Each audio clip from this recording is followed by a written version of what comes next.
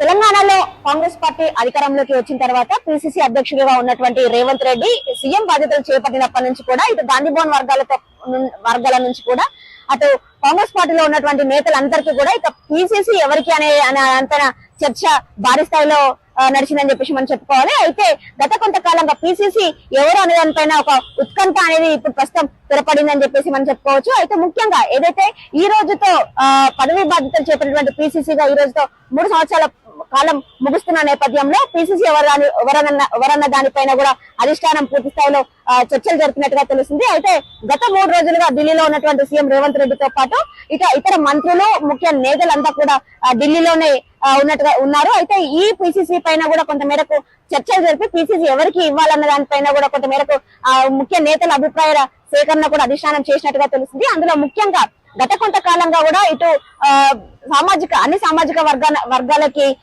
సమన్యాయం చేకూరుస్తామని చెప్పేసి పార్టీ పెద్దలు చెప్తున్నప్పటికీ కూడా ముఖ్యంగా బీసీ సామాజిక వర్గంలో దాదాపు 50% పైగా ఉన్నటువంటి బీసీ సామాజిక వర్గానికి ఎప్పుడు అన్యాయమే జరుగుతుందని చెప్పేసి బీసీ నేతలంతా ఇప్పటికీ చెప్తూ ఉండడంతో అయితే బీసీ సామాజిక వర్గానికి ఈసారి పిసిసి పదవిని అంటకట్టాలని చెప్పేసి ఇప్పటికే అధిష్టానం కూడా భావించినట్టుగా తెలుస్తుంది. ఈ నేపథ్యంలోనే ఇటు పిసిసి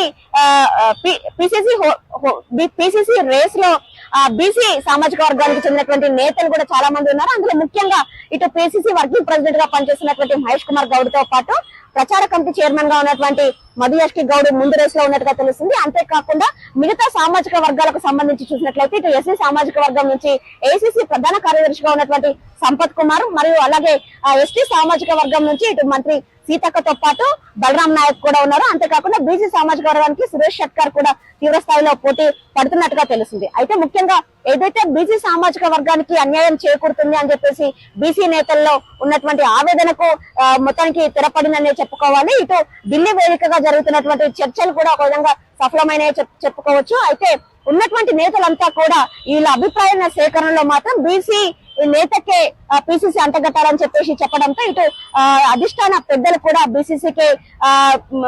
పిసిసి పదవిని అంటకడతారని చెప్పేసి కూడా తెలుస్తుంది. అయితే ముఖ్యంగా ఈ రోజు దాదాపుగా ఢిల్లీలో ఉన్నటువంటి మహేష్ కుమార్ గౌడ్ కూడా ఇటు ఏఐసిసి పెద్దలైనటువంటి సోనియా గాంధీ మరియు రాహుల్ గాంధీతో పాటు కేసీ వేణుగోపాల్ కూడా కలవడంలో కూడా ఆంతర్యం కూడా అదే ఉన్నట్టుగా కూడా తెలుస్తుంది. మొత్తానికి గత కొంతకాలంగా ఏదైతే కాంగ్రెస్ పార్టీ అధికారంలోకి వచ్చినప్పటి నుంచి కూడా పిసిసి పదవి పైన తీవ్ర స్థాయిలో ఉత్కంఠ అయితే నెలకొందని చెప్పుకోవాలి. అయితే ఇప్పుడు ఈ రోజుతో పిసిసిగా ఉన్నటువంటి పదవి కాలం ముగియడంతో మరో 10 రోజుల్లో పిసిసి పైన ఖచ్చితంగా ఒక ప్రకటన చేసే అవకాశం ఉన్నట్టుగా తెలుస్తుంది. ఇందులో ముఖ్యంగా వర్కింగ్ ప్రెసిడెంట్ గా బాధ్యతలు చేపట్టినప్పటి నుంచి కూడా ఇటు రాష్ట్ర స్థాయిలో కావచ్చు అందరినీ నేతలను కలుపుకుంటూ పోయినటువంటి మహేష్ కుమార్ గౌడ్ పేరునే ఇటు అధిష్టానంతో పాటు అక్కడ ఉన్నటువంటి నేతలు కూడా అందరూ సూచించినట్టుగా తెలుస్తుంది. అయితే మొత్తానికి పిసిసి పదవి మాత్రం మహేష్ కుమార్ గౌడ్ కే వరిస్తుందని చెప్పేసి క్లియర్ గా అయితే తెలిసినట్టు పరిస్థితి కనబడుతుంది. ఇది మొత్తానికి ఎన్ని రోజులుగా వెయిట్ చేసినటువంటి